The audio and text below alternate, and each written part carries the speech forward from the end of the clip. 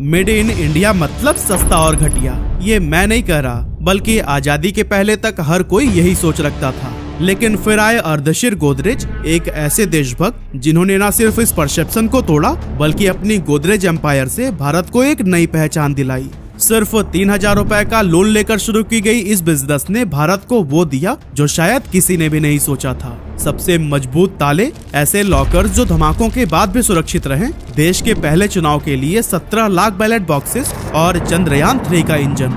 गोदरेज ने हर कदम पर साबित किया कि भारतीय चीजें दुनिया में सबसे बेहतर हो सकती हैं। ये कहानी है जज्बे, जुनून और भारत के ताकत की, यानी कि गोदरेज की। तो दोस्तों, इस कहानी की शुरुआत होती है 1868 से, जब मुंबई के मिडिल क्लास पारसी फैमिली में एक बच्चे ने जन्म लिया जिसका नाम रखा गया अर्देशीर गोदरेज। अर्देशीर ने उस टाइम भी एजुकेशन को प्रायोरिटी देते हुए लॉ में ग्रेजुएशन कंप्लीट किया, इसीलिए उन्हें बहुत जल्द ही एक क्लाइंट मिल गए। लेकिन कोर्ट में आर्गुमेंट के दौरान उनके अपने ही क्लाइंट ने उनसे झूठ बोलने के लिए प्रेशर बनाया, जिसके बाद वह समझ गए कि सच्चाई के साथ वो इस कैरियर में आगे नहीं बढ़ सकते हैं। इसीलिए उन्होंने वकालत छोड़ दी और एक फार्मेसी में एज अ असिस्टेंट काम करने लगे। लेकिन इस जॉब में भी उनका कुछ खास मन नहीं लग रहा था। ऐसे में उन्होंने सोचा कि क्यों ना अपना खुद का कोई बिजनेस शुरू किया जाए, लेकिन उसके लिए सबसे पहले जरूरत थी बहुत सारे पैसों की। अब अर्देशीर एक पारसी फैमिली से थे जिनके पिता का रियल एस्टेट बिजनेस था, इसीलिए वो अपनी पिता की मदद से आसानी से अपना बिजनेस शुरू कर सकते थे। लेकिन उन्हें पता था कि अगर वो अपने पिता से पैसे मांगेंगे तो वो लोन नहीं बल्कि गिफ्ट के तौर पर देंगे, जो कि अर्देशीर को मंजूर नहीं था, क्योंकि वह अपनी मेहनत के दम पर खड़ा होना चाहते थे। इसीलिए उन्होंने 1895 में अपने पिता के दोस्त और एक सफल बिजनेसमैन मेरवान जी मुंचेर जी से 3,000 रुपए का लोन लिया और मेडिकल पर्पज में यूज किए जाने वाले सर्जिकल ब्लेड और सीजर्स जैसे टूल्स बनाने लगे। लेकिन उनका यह बिजनेस बहुत जल्द फेल हो गया। और दोस्तों, फेल होने का रीजन ना तो लो क्वालिटी थी, ना फंड्स की कमी और ना ही मार्केट डिमांड में कोई कमी, बल्कि इस बिजनेस के फेल होने की असल वजह थी अर्देशीर का देश प्रेम। एक्चुअली हुआ कुछ यूं कि जब अर्देशीर ने देखा कि उनके बनाए गए टूल्स फॉरेन मार्केट से इंपोर्ट किए जाने वाले टूल्स से भी अच्छी क्वालिटी के हैं, तो उन्होंने सोचा कि हमें इस पर मेड इन इंडिया का लेबल देना चाहिए। लेकिन जिस कंपनी को वो टूल्स बेचते थे उसे यह बात मंजूर नहीं थी, क्योंकि कंपनी के मालिक को लग रहा था कि अगर इस पर मेड इन इंडिया का ठप्पा लग गया तो लोग इसे लो क्वालिटी समझने लगेंगे। लेकिन अर्देशीर के लिए ये सिर्फ एक लेबल नहीं था, बल्कि इंडिया की आइडेंटिटी को रिप्रेजेंट करने का तरीका था। इसीलिए वो भी अपनी जिद पर अड़े रहे, जिसकी वजह से उनका ये वेंचर बंद हो गया और वो भारी कर्ज में डूब गए। इसी तरह से कुछ टाइम ऐसे ही बीतता गया और फिर एक सुबह जब अर्देशीर न्यूज़पेपर पढ़ रहे थे तो उसमें शहर में बढ़ती चोरियों की घटनाओं का जिक्र किया गया था। और उस टाइम के पुलिस कमिश्नर ने भी यह बयान दिया था कि लोग अपनी घर और बिजनेस प्लेसेस की सिक्योरिटी को बेहतर कर लें। इसे पढ़कर अर्देशीर के दिमाग में एक ऐसा लॉक बनाने का आइडिया आया जो कि मजबूत भी हो और सिर्फ अपनी ही चाबी से खुले। असल में उन दिनों ताले या तो आसानी से तोड़े जा सकते थे या फिर चोर उन्हें मास्टर की से खोल लिया करते थे। यहाँ तक कि इम्पोर्टेड लॉक्स में भी स्प्रिंग्स लगी होती थी, जिसके चलते वो कुछ समय बाद ही खराब हो जाते थे। और फिर इसी मार्केट गैप को देखते हुए अर्देशीर के मन में ताला बनाने का ख्याल आया। लेकिन फिर वही पैसे वाली प्रॉब्लम। इसके लिए एक बार फिर से अर्देशीर अपने पुराने सपोर्टर मेरवान जी के पास गए और वहां पहुंचकर अर्देशीर ने पहले तो उनसे माफी मांगी, क्योंकि वो अपना पहला लोन अब तक रीपे नहीं कर पाए थे। और फिर इसके बाद उन्होंने अपने नए प्लान के बारे में उन्हें बताया। अब मेरवान जी भी इन बढ़ती चोरी और डकैती की खबरों से परेशान थे। ऐसे में उन्हें अर्देशीर का यह आइडिया काफी पसंद आया, इसीलिए वह फिर से उन्हें उधार पैसे देने के लिए तैयार हो गए। इसके बाद अर्देशीर ने एक छोटी सी 20 स्क्वायर मीटर की शेड किराए पर ली और गुजरात और मालाबार से स्किल्ड कारीगरों को लाकर ताले बनाने का काम शुरू कर दिया। इस तरह से 1897 में अर्देशीर ने गोदरेज ब्रांड नेम से अपना पहला ताला मार्केट में उतारा। गोदरेज का हर ताला अपनी एक खास चाबी के साथ आता था, जिसे ना तो किसी मास्टर की से खोलना पॉसिबल था और ना ही ये गोदरेज के किसी दूसरे ताले की चाबी से खुल सकता था। और फिर अपनी हाई क्वालिटी की वजह से गोदरेज के ताले लोगों के बीच में खूब पॉपुलर होने लगे थे। लेकिन दोस्तों, उस टाइम तक गोदरेज सिर्फ ऐसे ताले बना रहा था जो कि भले ही मजबूत और भरोसेमंद थे, लेकिन उनके पास अभी तक अपनी कोई अलग आइडेंटिटी नहीं थी। मतलब कि बाजार में कुछ विदेशी महंगे ब्रांड्स भी ठीक ऐसे ही ताले बना रहे थे और गोदरेज को उनसे अलग दिखने के लिए कुछ खास करना था। इसीलिए अर्देशीर ने एक ऐसा लॉक इन्वेंट किया जिसके साथ में 2 चाबियां आती थी। लेकिन इस ताले की खासियत ये थी कि इसकी दूसरी चाबी चेक की थी और ये चेक की ताले के इंटरनल मैकेनिज्म को कुछ इस तरह से बदल देती थी कि पहली चाबी पूरी तरह से बेकार हो जाती थी। इस रेवोल्यूशनरी लॉक को गॉर्डियन लॉक का नाम दिया गया, जो कि उन सिचुएशंस के लिए एकदम परफेक्ट था जब पहली चाबी खो जाए और उसकी डुप्लीकेट बनने का खतरा हो। ये लॉक सुरक्षा और भरोसे का एक नया मानक बन गया। अर्देशीर ने अपने इस इन्वेंशन का पेटेंट कराया और फिर एक नए ताले के इन्वेंशन में लग गए। और दोस्तों, इस बार अर्देशीर ने दोबारा एक ऐसा इनोवेटिव लॉक बनाया जिसमें अगर कोई गलत चाबी से इसे खोलने की ट्राई करता तो ताले का बोल्ट फंस जाता था। और ये सिस्टम इतना सिक्योर था कि ये मालिक को सिग्नल भी देता कि ताले को खोलने की कोशिश हुई है। अर्देशीर के ये लॉक्स न सिर्फ हाईली सिक्योर थे, बल्कि उनके स्टैंडर्ड्स ने इंडियन लॉक मैन्युफैक्चरिंग को ग्लोबल लेवल पर खड़ा कर दिया था। एक्चुअली अर्देशीर का प्रोसेस कुछ अलग ही तरीके से काम करता था, क्योंकि वो चाबी पहले बना लेते थे और फिर लॉक को चाबी के हिसाब से डिजाइन करते थे। इसी वजह से उनके लॉक्स को दूसरी चाबी से खोलना चोरों के लिए इम्पॉसिबल हो गया। लेकिन दोस्तों, गोदरेज की कहानी सिर्फ ताले तक सीमित नहीं रही। अर्देशीर को समझ आया कि चोरी और डकैती से बचने के लिए लोगों को एक मजबूत अलमारी की भी जरूरत है।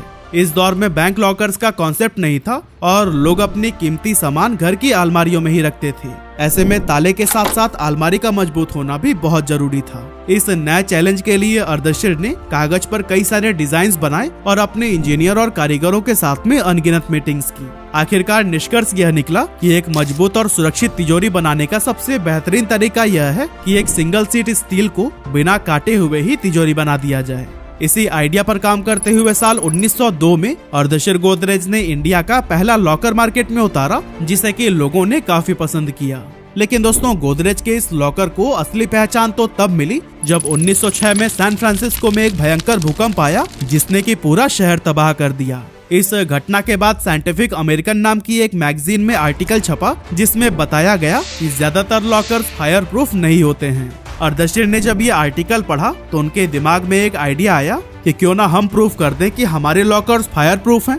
इसके लिए उन्होंने एक पब्लिक डेमोन्स्ट्रेशन रखा, जिसमें गोदरेज के लॉकर को आग में डालकर उसकी फायर रेजिस्टेंस और ड्यूरेबिलिटी को सबके सामने दिखाया गया। और फिर जब लोगों ने देखा कि आग में डालने के बाद भी लॉकर के अंदर रखी चीजें बिल्कुल सुरक्षित हैं, तो उनका भरोसा इस कंपनी पर तुरंत बढ़ गया। इसके बाद से 1908 में अर्देशीर गोदरेज ने दुनिया का पहला स्प्रिंगलेस लॉक इन्वेंट किया, साथ ही उसका पेटेंट भी कराया। यहाँ तक कि 1911 में जब किंग जॉर्ज V और क्वीन मैरी पहली बार भारत आए तो अपनी कीमती सामानों को सुरक्षित रखने के लिए उन्होंने भी गोदरेज लॉकर्स को ही चुना। और दोस्तों, ब्रिटिश रॉयल्टी का ये भरोसा गोदरेज लॉकर्स की क्रेडिबिलिटी को चार चांद लगा गया। इसी टाइम अर्देशीर ने अपने लॉकर्स को और बेहतर बनाने और इंटरनेशनल मार्केट में कंपटीशन को समझने के लिए इंग्लैंड, फ्रांस और जर्मनी का स्टडी टूर प्लान किया। लेकिन इस टूर से पहले उन्होंने सोचा कि क्यों ना मेरवान जी से मिलकर उनका लोन चुका दिया जाए। लेकिन जब अर्देशीर उनसे मिलने पहुंचे तो उन्होंने देखा कि वो बेहद बीमार थे। और फिर जब उन्होंने मेरवान जी को उनका पैसा वापस लौटाने की कोशिश की तो उन्होंने यह पैसा वापस लेने से साफ मना कर दिया। मेरवान जी ने कहा कि अर्देशीर बेटा, ये पैसा लौटाना मेरी उस खुशी को छीन लेगा कि आपकी सफलता में मेरा भी छोटा सा योगदान है। लेकिन इस दुनिया को अलविदा करने से पहले मेरवान जी ने अर्देशीर से एक फेवर मांगा कि आप मेरे भतीजे बोयस को अपनी कंपनी में काम दे सकते हैं। अर्देशीर ने बिना कोई सोचे समझे उन्हें जवाब दिया, आपके लिए तो मैं कुछ भी कर सकता हूँ और हो सकता है कि हम उसे अपनी कंपनी में पार्टनर भी बना लें। और दोस्तों, अपनी बात पर कायम रहते हुए अर्देशीर ने बोयस को कंपनी में पार्टनर बना लिया और कंपनी का नाम रखा गया Godrej and Boyce manufacturing company. हालांकि कुछ समय बाद बोयस ने खुद ही गोदरेज से रिजाइन दे दिया, क्योंकि उनका इस बिजनेस में इंटरेस्ट ही नहीं था। लेकिन अर्देशीर ने उनके सम्मान में कंपनी का नाम कभी नहीं बदला और ये अभी भी Godrej and Boyce manufacturing company के नाम से ही जानी जाती थी। इसी दौरान अर्देशीर ने देखा कि दुनिया में जो भी साबुन बनते हैं वो ज्यादातर एनिमल फैट से बनाए जाते थे और ये चीज वेजिटेरियन हिंदूज के लिए काफी परेशानी की बात थी। साथ ही कुछ दूसरी कम्युनिटीज भी इनसे कंफर्टेबल नहीं थी। ऐसे में अर्देशीर को लगा कि इस प्रॉब्लम का सलूशन लाना ही चाहिए। यहीं से अर्देशीर का एक नया मिशन शुरू हुआ और उन्होंने डिसाइड किया कि वो एक ऐसा साबुन बनाएंगे जो पूरी तरह से वेजिटेबल ऑयल से बना हो। ये एक ऐसी टेक्निक थी जो कि उस समय इम्पॉसिबल लगती थी, लेकिन अर्देशीर ने अपने विजन और डेडिकेशन से साल 1919 में दुनिया का पहला प्योर वेजिटेरियन सोप लॉन्च किया, जिसका नाम रखा गया चाबी। इसके बाद गोदरेज ने नंबर 2 नाम से एक और साबुन लॉन्च किया, जिसे कि रविंद्रनाथ टैगोर का भी समर्थन मिला। साथ ही एनी बेसेंट ने भी इन दोनों सोप्स की तारीफ की और इसे अपनाने के लिए लोगों को इंस्पायर किया। वैसे जो लोग नहीं जानते उन्हें हम बताते चलें कि एनी बेसेंट एक विदेशी होते हुए भी इंडियन इंडिपेंडेंस मूवमेंट को सपोर्ट करने के लिए जानी जाती थी। इस तरह से गोदरेज के साबुन ने इंडियन हाउस होल्ड्स में अपनी जगह बना ली और ये लक्स, व्हाइट रोज, क्यूटिकोरा और विंडसर जैसे फेमस ब्रांड्स को पीछे छोड़ते हुए सबसे ज्यादा बिकने वाला साबुन बन गया। गोदरेज नंबर 2 की सफलता के बाद से कंपनी ने गुलाब की खुशबू वाले साबुन का एक और वेरिएंट लॉन्च किया जिसका नाम रखा गया नंबर 1। इसके बाद से गोदरेज ने टर्किश बाथ, बंती और सिंथॉल जैसे बहुत सारे साबुन मार्केट में उतारे, जिनमें से कई को तो आज भी पसंद किया जाता है। लेकिन दोस्तों तभी साल 1925 में कुछ ऐसा हुआ कि कंपनी की पॉपुलैरिटी अचानक से आसमान छूने लगी। असल में अप्रैल 1925 में कलकत्ता की धर्मतला स्ट्रीट पर भयानक आग लग गई, जिसमें कई सारी इमारतें जलकर राख हो गई। लेकिन गोदरेज लॉकर में रखे हुए पैसे और डॉक्यूमेंट्स को कुछ भी नहीं हुआ। और दोस्तों कुछ इसी तरह का एक हादसा 14 अप्रैल 1944 को बॉम्बे के विक्टोरिया डॉक्स पर हुआ था। यहाँ पर एक शिप अपने साथ में गोल्ड बार, गोला बारूद, फाइटर प्लेन्स, सल्फर और कॉटन जैसे कई सारे फ्लेमेबल आइटम्स लेकर आया था, जिसमें कि अचानक से आग लग गई। और फिर कुछ ही देर में शिप के अंदर 2 बड़े धमाके हुए जो कि इतने जबरदस्त थे कि मुंबई में भूकंप के झटकों जैसा असर महसूस किया गया। ये आग इतनी भयानक थी कि 3 दिनों तक जहाज और आसपास का इलाका जलता रहा और इसमें करीब 1300 लोगों की जान चली गई थी। लेकिन कमाल की बात यह है कि जब मलबे को निकाला जा रहा था तो उन्हें गोदरेज की लॉकर सही सलामत मिली। बस धमाकों के चलते उनमें थोड़े से डेंट आ गए थे, लेकिन अंदर मौजूद सामान पूरी तरह से सुरक्षित था। ये हादसा गोदरेज के लिए एक बहुत बड़ा टर्निंग पॉइंट साबित हुआ, क्योंकि इसके बाद उनकी लॉकर्स की सेल्स में काफी जबरदस्त उछाल देखने को मिला। उस टाइम पर तो ये इतना पॉपुलर हो गया था कि लोग दहेज में अपनी बेटी को गोदरेज की ये अलमारियां देने लगे। खैर अर्देशीर की कोई भी औलाद नहीं थी, क्योंकि शादी के 1 साल बाद ही उनकी पत्नी की मौत हो गई और उन्होंने फिर कभी दूसरी शादी नहीं की थी। इसीलिए 1 मई 1928 को अर्देशीर ने अपनी कंपनी की कंप्लीट ऑनरशिप और कंट्रोल अपने भाई फिरोज शाह को दे दी और बॉम्बे से 185 किलोमीटर नॉर्थ में मौजूद नासिक शिफ्ट हो गए। फिरोज शाह ने भी अर्देशीर की तरह ही गोदरेज बिजनेस को आगे बढ़ाने में अपनी जी जान लगा दी। साथ ही उन्होंने अपने पिता के रियल एस्टेट बिजनेस को भी नई ऊंचाइयों तक पहुंचाया। और फिर इसी तरह से आगे बढ़ते हुए 1943 के दौरान उन्होंने ब्रिटिश सरकार से मुंबई के बाहरी इलाके विक्रोली में 3400 एकड़ जमीन खरीदी। और फिर इस सौदे के साथ ही गोदरेज परिवार मुंबई का सबसे बड़ा लैंड ओनर बन गया। 1947 में भारत की आजादी के बाद 1951 में जब पहला चुनाव हुआ तो फिर बैलेट बॉक्सेस को बनाने का कॉन्ट्रैक्ट भी गोदरेज को ही दिया गया। फिरोज शाह ने इस जिम्मेदारी को पूरे डेडिकेशन के साथ निभाया। उन्होंने मुंबई के विक्रोली में खरीदी गई जमीन के एक छोटे से हिस्से पर जल्दी से एक नई फैक्ट्री डाली, जहां बैलेट बॉक्सेस को बनाने का काम शुरू हुआ।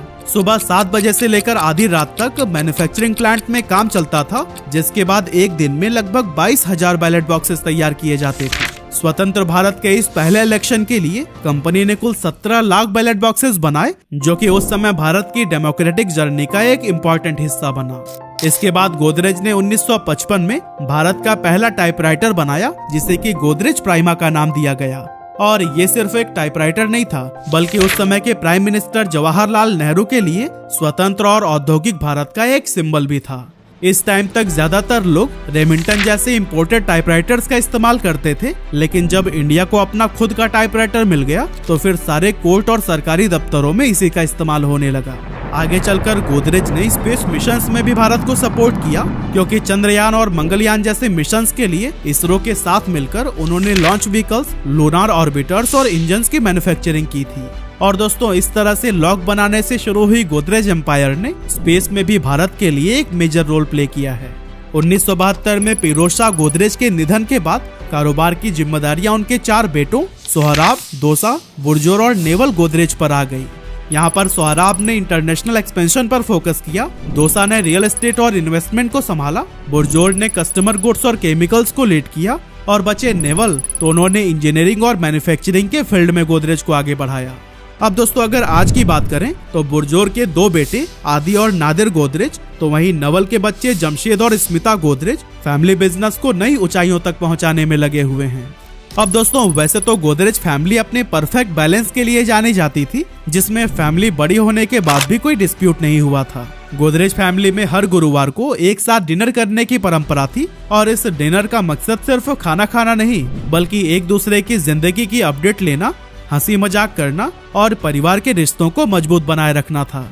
लेकिन दोस्तों, इस फैमिली के परफेक्ट बैलेंस के पीछे एक गहरी दरार धीरे धीरे उभरने लगी और इस कॉन्फ्लिक्ट का कारण बनी विक्रोली की 3400 एकड़ जमीन। आदि और नादिर, जो कि बुरजोर गोदरेज के बेटे थे, वो इस जमीन को कॉमर्शियल पर्पस के लिए डेवलप करना चाहते थे, जबकि जमशेद और स्मिता यानी कि नवल के बच्चे इस जमीन के एनवायरनमेंट को बचाना चाहते थे। अलग अलग सोच के चलते मतभेद बढ़ते गए और फिर आखिरकार फैमिली के बिजनेस को 2 हिस्सों में बांटने का फैसला लिया गया। जमशेद और स्मिता को गोदरेज एंड बोयस मिला, तो वहीं आदि और नादिर ने गोदरेज इंडस्ट्रीज और गोदरेज प्रॉपर्टीज को संभाला। आज गोदरेज ग्रुप भारत के सबसे अमीर और सफल बिजनेस हाउसेज में से एक है। गोदरेज की कहानी सिर्फ बिजनेस की नहीं, बल्कि वैल्यूज, इनोवेशंस और एक आत्मनिर्भर भारत के सपने की है। ये कहानी हमें याद दिलाती है कि असली सक्सेस सिर्फ मुनाफे से नहीं, बल्कि लोगों के दिलों में अपनी जगह बनाने से मिलती है।